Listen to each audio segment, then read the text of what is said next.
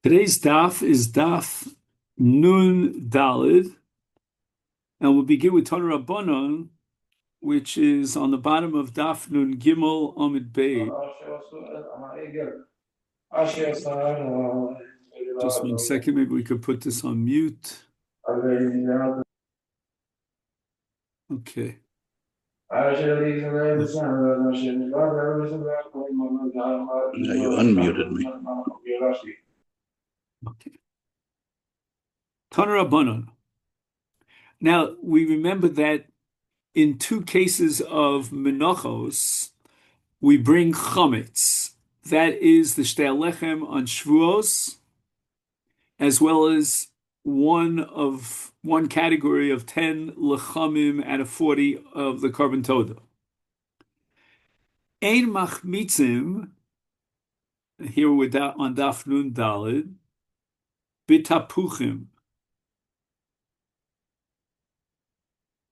They used to use the juices of fruits, in this case, the juices of the apples, to add it to the dough, and it would cause the fermentation of the dough, the leavening of the dough. And the Brisa records machlokes between the Tanakama and Rabbi Chanina ben Gamliel as to whether or not we're allowed to do this in the case of the dough that's used to bake the lechem of those two karbonos menachos that we mentioned before. The Tanakama is of the opinion that the fact that you added the juice of an apple into the dough does not make the dough into chametz. And this is really a sugya psachim about what's called mei peros ena machmitzim. In any event, if, let's say, you cause the leavening of the dough simply through the juices of the apples, then it would not qualify as chametz, which is required for these two karbanos. That's according to the Rabbanon. Whereas Rabbi Chanina says, yes, it does qualify as chametz. Now, the question is, who exactly is this Tana? How do you identify him by name? Who says machmitzim? Rav Kahana Masnile Rabbi Chanina ben Tradion. Okay, so we don't know if it's Rav Chanina ben Gamliel or Rav Chanina ben Tradion. Now, the Gemara wants to take a Mishnah which deals with the issue of Truma and see if we can extrapolate from that Mishnah something about this machlokas that we just mentioned. Kiman azlo hadisnan, which of the two shitos in the Tanoim is reflected in the Mishnah that says that tapuach sherisko unesono b'tocha iso v'chumtza harezu asura. You have truma, which obviously cannot be eaten by a zar, and you made a dough out of the truma, and then you took the juices of an apple or crushed apple to leaven this dough. And the Mishnah says, Harezu Asura, meaning the Zar is not allowed to eat this dough, meaning it still retains its status as Truma. And this is a Mishnah at the 10th parak of Truma.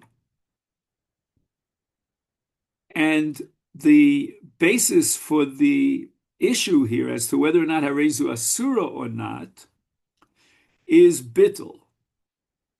And the question is, if, let's say, you add something to a mixture and that something would not add any taste to the mixture. It's not a nosein tam, but it's a davar hamachametz. It has a certain significance of its own. So you have here this juice of an apple or the crushed apple that has the status of truma. And now you have a dough that is chulin, it's not truma. And now you used the crushed apple to be machametz that dough, And the Tanakama here says in this Mishnah that Arezu Asura, meaning it's not batel, even though relative to the volume, there's very little truma in this mixture. But since the truma is a davar hamachametz, therefore it's not batel, because the davar machametz, like a davar mamid or a davar shabiminyan, it has a certain chashivus that afilu be'elif lo batel. Kiman lema kirabi chanina ben gamliel hivelo kirabanan. According to the Rabbanon, there's no chimutz to create a real bona fide chametz by adding apple juice into the dough. And therefore, if this apple juice is truma, it would be subject to the law of bittul in the dough that is chulin. But according to Rab Chanina, we're going to have here a chimutz process that's recognized by the halacha as chimutz, and therefore the truma, which in this case is the crushed apple, is a davar hamachametz, and that's why harezu asura, the non-Kohen is not allowed to eat from this dough because this dough was leavened by truma. And the Gemara says no. Afilu temer Rabbanon, even according to the Rabbanon, who hold that in the case of Menachos, where the Torah requires chametz, then if you were machametz it through the crushed apple, it would not qualify as chametz. That's only because nehi de chametz gomer lo havi. It's not real full-fledged chametz, but rather it's a lower level of chametz. And this is what we discussed yesterday on Daf Nun Gimel, that, and we were discussing the sheet of Reb Meir there, that whether or not chametz nuksha is called chametz, and the fact that if you eat it on Pesach you get malchus means it is chametz. Again, it's not chametz gomer, but it does pass the line of chametz. And if it qualifies and identifies as chametz, and therefore you get malchus on Pesach, then it's a davar machametz with regard to hafkas bitul in a case of a davar machametz that is machametz ki chametz nuksha, the dough that's chulin, and therefore the zara is not allowed to eat the dough. And that's something that even the chachamim could agree, because when you're talking about the carbon mincha that requires chametz, then you require chametz gamor.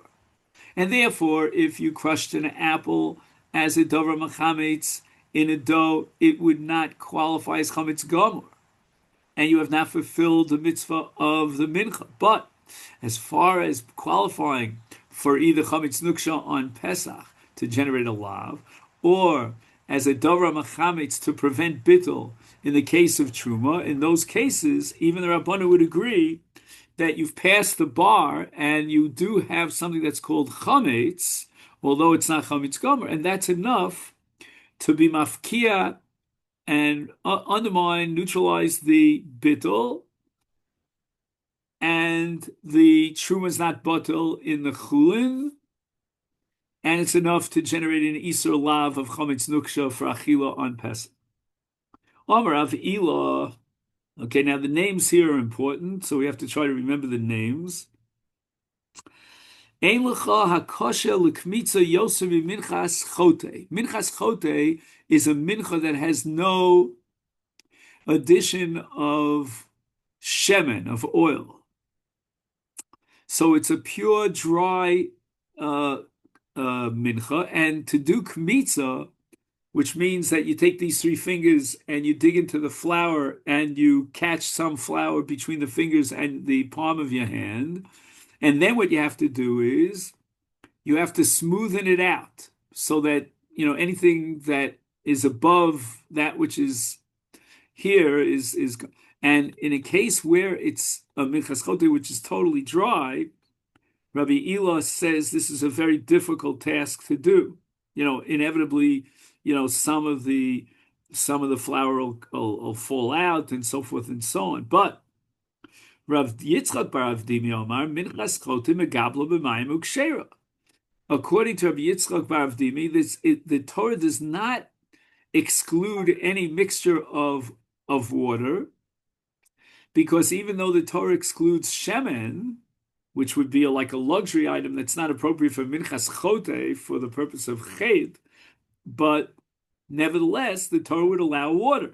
And if you allow water, then this mixture of flour and water uh, is something liquidy, meaning it's substantial that in such a way that he can simply do the kmitza, and therefore the kmitza becomes very easy.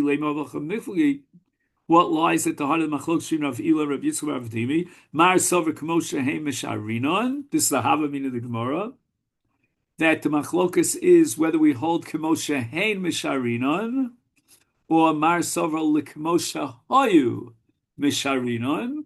Again, these two opinions will occupy our minds for the rest of today's blot, even though in this particular context of Minchas Chote, the Gemara is going to reject this, but that doesn't matter because we have to understand these two tzadim in the Gemara. That's going to be the essence of this daf.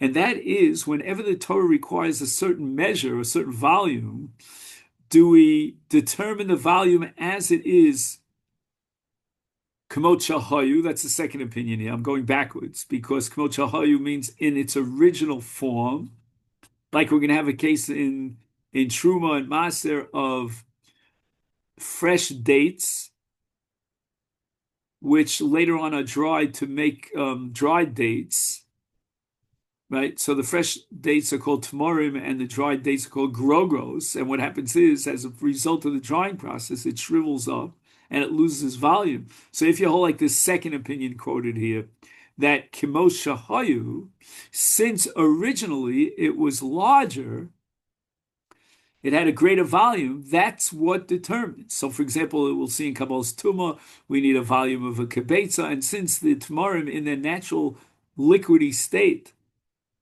before they were dried up, they had the nofak, they had the volume of a kibetza, therefore it's makabel tumah. Even if later on you make it into grogeres, you dry them as dried dates, and they no longer have that nefak, they don't have the kibetza. The other man, the Yomi says no.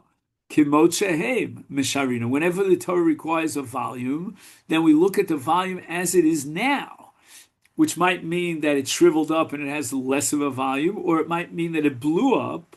Let's say, for example, we're going to have a case where you cook something and the meat absorbs the liquid and therefore it blows up and has a larger volume. Then it depends what it is now after you blow it up. And therefore, the Gemara says the following, that Rabbi Yitzchak bar Avdimi, who allows you to add the water into the minchas chote, he holds kemos shehein misharinon, meaning there's kmitza. But before you do the kmitza, add the water to the dough of a minchas chote. Oil is excluded, but water is okay. And as a result, you now have a larger amount of this dough because it's now full of liquid, and it's much easier to do the kmitza in a liquidy dough. And kmot shehen means that even though in its original state, before I added the mincha, it would be very complicated and challenging to achieve the kmitza, but nevertheless, kmot shehen means as they are now. So as long as I add the water, change the original flour into liquidy dough, then he goes in, he does the kmitza, and it's a cinch. Umar Savar, but Rav Ila is of the opinion, kmot shahayu misharina. Let's go back to the moment of the initial natural state of the flour as it was.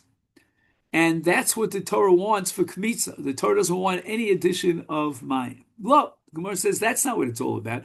The kuli alma kmot shehem misharina. And that means that even Rav Ila will concede to Rav Yitzchak bar Avdimi that we go back to the original.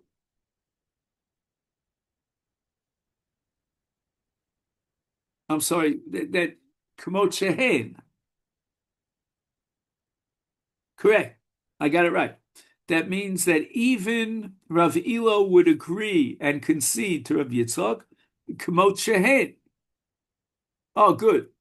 And Kamot Shehen therefore would mean that you don't,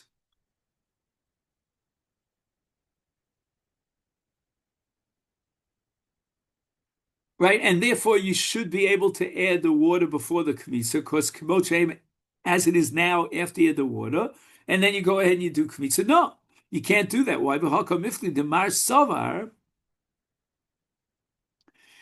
Okay, we'll read the Mar Sover of Yitzchak Bar of Dimi, but really I want to just fast forward and then I'll go back again. My Parei v'Charei Mishemen. And Mar Sovar, let's focus on this and then we'll go back. Rav Ila is of the opinion that Chareva, when the Torah describes this mincha v'chote as a mincha chareva, it means to be called dover. It's got to be dry. It's not just to exclude shemen, but to exclude any addition of liquid, including water. So therefore, when Rav Ila says that you can't add the water to the mincha in the case of minchas chote, it's not based on the fact that kimot shahoyu, that we go back to its natural state, but rather it goes back to the fact that chareva excludes any addition of liquid, meaning mayim. Now let's go back to Rabbi Yisrael bar Avdimi. My chareva mishemen. The Torah means to exclude that which applies in the mixture of any other mincha, and that means to exclude shemen. But the Torah is not excluding mayim, and now we're holding that, according to everybody, actually, k'mot shehein misharinon, as it is now. And now he adds the water which he's allowed to add, and that doesn't mafkia the kiyum of chareva, and therefore he could go ahead and do the kmitza after the water was added. And that's the opinion of Rabbi Yitzchak bar Avdimi, who says that there's no great challenge in kmitza of a minchas chot. Okay, now that we've sort of set the framework for this machlokus is kamot shehein or kamot shahayu, so now Tanan Hasam, we're going to learn a Mishnah in Uktzin about Kabbalah's Tuma, where again, as I said earlier, you need a volume of kibetza for an ochel to be Makabal Tuma. Besar ha'egel shenispach. Apparently, when you take the meat of a calf and you cook it, then all of a sudden it swells. And that's called a nofach. Now we have the opposite case. Ubesar's kena shenis moech. Right, a more mature animal, its meat has the volume of kibetza, but then after he cooks it, it's mitztamik. Mitztamik means it shrinks, and it doesn't have a volume of a kibetza. And now the question is, would it be makabel tumah? Would it not be makabel tumah? And the Mishnah in Uktzin establishes that mishtarim l'kmo shehen.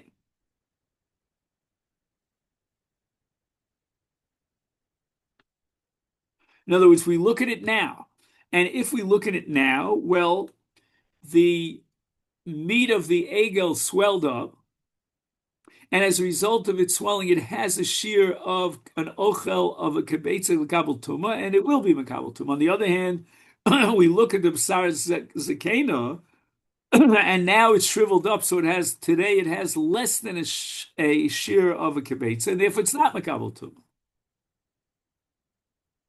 So if we read it in that way, then we have a clear-cut indication that the Mishnah maintains k'mot shehem as it is now.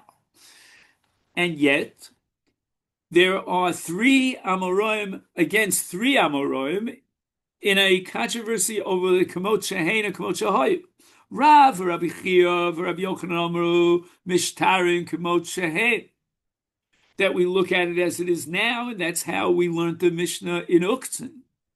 On the other hand, the Bar Plukta of Rav is Shmuel. And the Bar Plukta of Rabbi Chia is Rav Shimon bar Rebbe. And the Bar Plukta of Rabbi Yochanan is always going to be Reish Lakish. They hold Mishtari Kamot Shehein.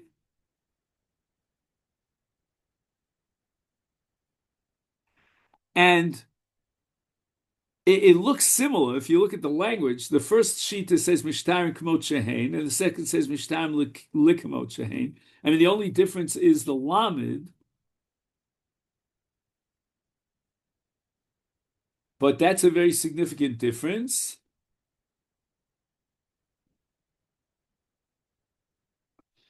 And Kamot Shehein without a Lamed, which is the first opinion, we're going to call it from now on, just to shorten the breath, we're going to call it Rabbi Yochanan, means Kamot Shehein Achshav, as they are now. What's Likamot Shehein?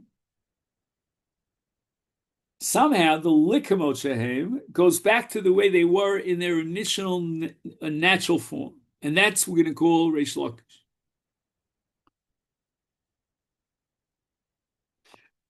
Now, it's interesting because the Mishnah that we just learned in Uktzin says Mishtarim Likamot Shehein. So that, like, if somehow the prefix of the Lamed magically makes it go back to its original state, then that Mishnah is actually supporting Reish Lakish. Meisvei. So let's see. Besar ha'egel shelo hoybo kashir. Right, it's only after you cook it, then it gets blown up as what we call nispach, and then it becomes a kibetz's worth.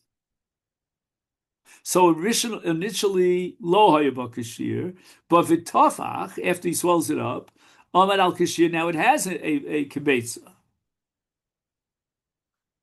And the Brisa says the following: Tar l'sha'avar v'tamei mikanu lahaba.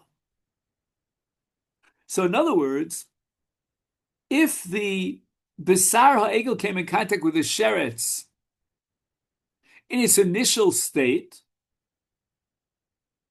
then it would not be Makabel Tumah. But if it came in contact with the sheretz after the cooking, when it was nispach, and it was now blown up, and it has a shear of kibetz, so that it is Makabel Tumah.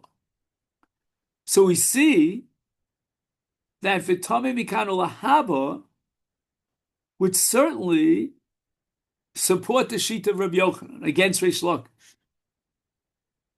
Why? Because Reish Lakish would say that whether it's not Makabel Tumah is dependent on its original natural state. And the basar of the egel in its natural state did not have a shear of kibetz, so therefore it's never, ever, ever going to be Makabel Tumah. So the Gemara says, you know what? Even Reish Lakish could accept that brisa by saying Rabbanan. The Rabbanan were concerned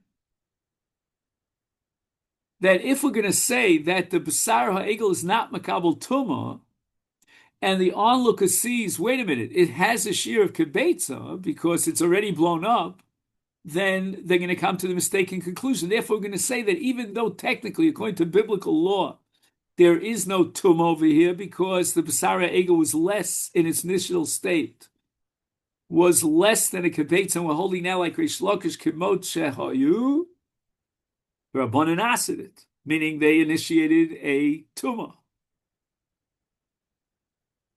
Ihachi frekta Gemara Maseifa. Let's look at the end of the brisa, which says, "V'chein v'pigel v'chein v'nosar." Now, pigel and nosar are deoraises with a chiv kares nonetheless.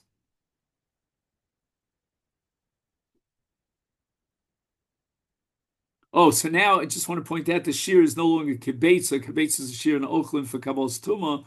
Here we're talking about the isur nosa, the isur pigel. There the shear is kizayis.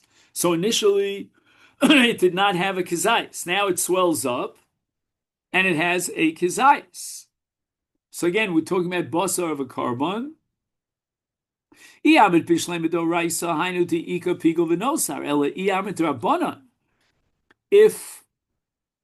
we're holding like Reish Lakish, according to the answer that we gave earlier, that on a Doraisa level, we go back to the original Kvo Shahoy, and the institution of Tuma in the Kibetza case, after you swelled up the Basar Egel, is only the Rabbanon. Then here in this case, since initially the Basar did not have the shear of a Kizayas, and later on it swelled up and it had the shear of Kizayas, then how could you say that there'll be a chiyuv of Nosar or a Pigel because now it has a Kizayas? The Rabbanan never made such an Iser of Nosar or Pigel. Pigel v'Nosar, the Rabbanan Meika, did the Rabbanan ever institute a Chal Shem Iser Pigel or Nosar, which is on a Deraisa level, it's not Pigel, it's not Nosar? We never found such a thing. And therefore, at this point, if we calculate our stance, we still have a kasha on Reish Lakish, who wants to claim that the Rabbanan prohibited something under the Kamot Shehein. It can't work out. So Gemara says, "Ema v'chein betumas pigel v'chein betulas nosar." You're correct. There's no way under the sky that the Rabbanan would institute an Iser Pigel and an Iser Nosar when biblically there is no Iser because of Kamot Shahayu and they didn't have a shear of Kazayas, but rather the subject of this brisa is Tuma. And we have many, many cases where the Rabbanan instituted a din Tuma, and that was exactly what we said about the Basar Egel, that it has a din Tuma, and therefore it's going to have a din of Tumas Pigel and Tumas Nosar. Now, for this, we have to know a little bit more about Pigel and Nosar.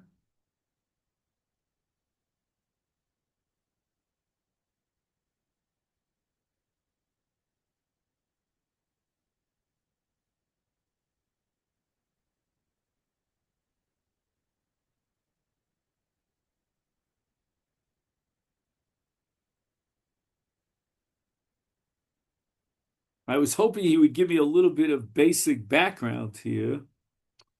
Oh. Now I remember. Yeah. Rashi says this has to do with Tumas Yadayim.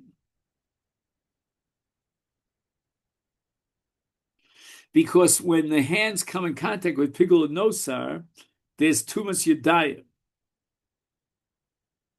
And the reason why the Rabbanan could generate a Tumas Yadayim is because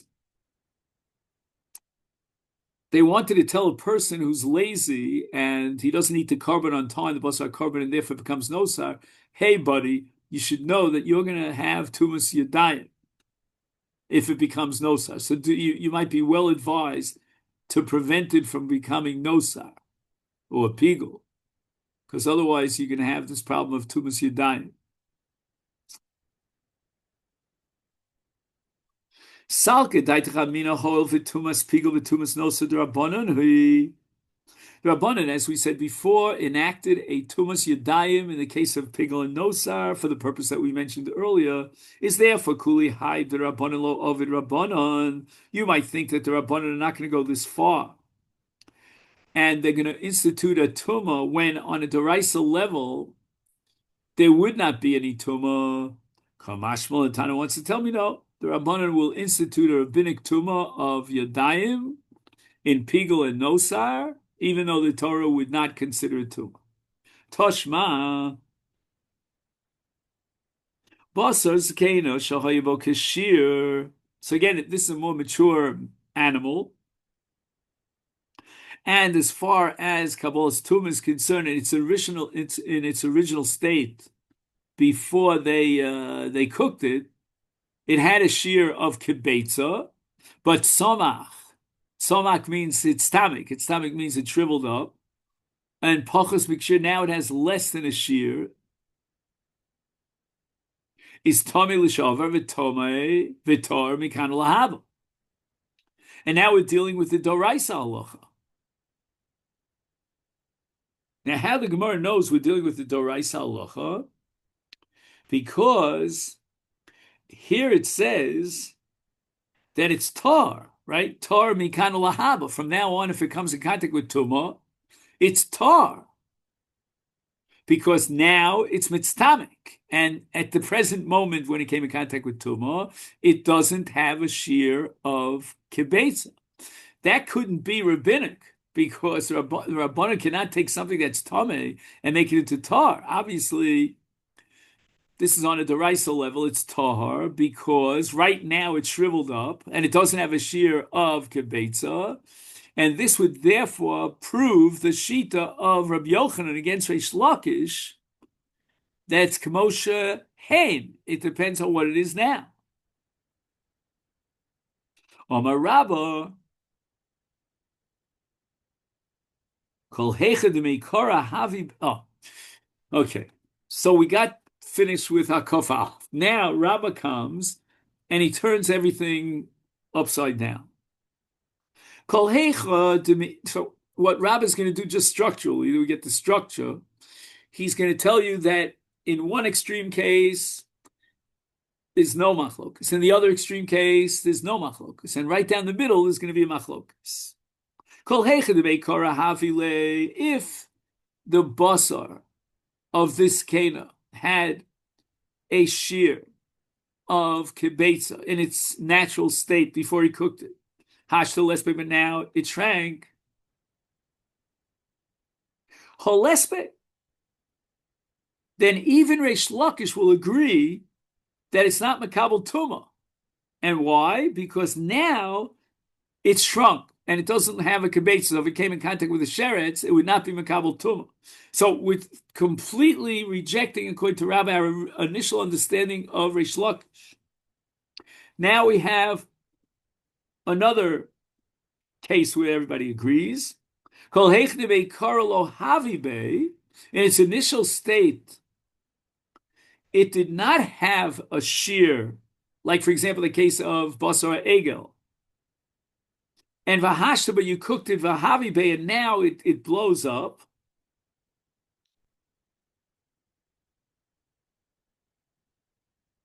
And therefore, let's just analyze this case. Just 1 second. And according to Reish Lakish, we said, for example, according to Reish Lakish, it would be tar, even if it came in contact with the sheretz now. But the Gemara is going to say min Rabbanon, and it means that even Rabbi Yochanan would accept that on a doraisa level, even though now it has the shear of a kibetza, nevertheless it's not makabel tumah. And that's the exact opposite of what we said about Rabbi Yochanan. Everything's changing. It's very fluid, as we would say. Pardon the pun over here. Midrabana. So what is the machlokes? Ki pligi. Let me just take care of this for a second.